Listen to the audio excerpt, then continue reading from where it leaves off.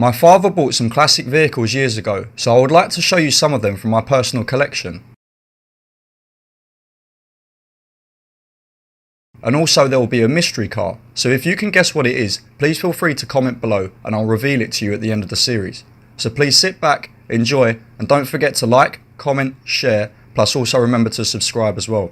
Thanks guys, hope you enjoy.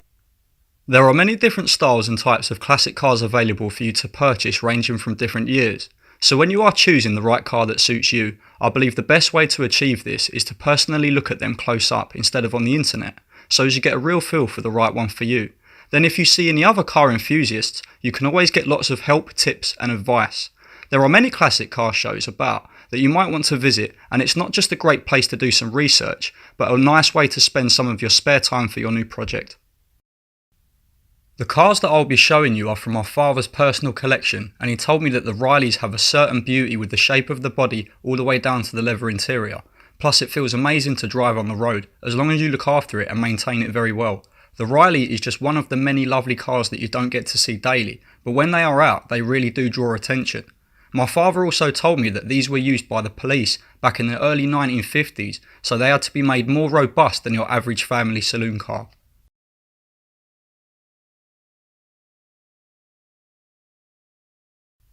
In the early 1980s, my father purchased his first Riley but didn't know what pre-restoration had taken place on it. It wasn't until one day he decided to investigate in a few areas and realised how much work was actually needed.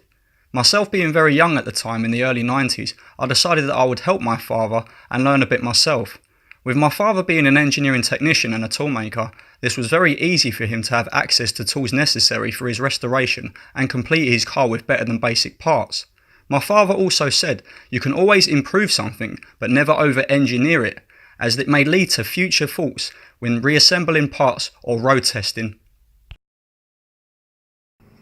To paint the car's engine is a great way to finish off the car, but you need to make sure that you use a heat resistant paint and always make sure that you degrease the engine beforehand. Another nice feature to this car is the front opening suicide doors as well. The Firewall's electrical system may be simple to some but complicated to others. You just need to make sure that you use the right gauge wire as well for the voltage. To make this car really stand out, I think one of the finishing pieces has to be the chrome plated grille. With the car's body made from double thickness steel, it is great to have a chassis made from box section to support the weight of the body. By removing the original exhaust, you can install a stainless steel one which will give you a 25-year guarantee. Plus it is a very good idea to keep many spare parts just to help you out with future projects of your car.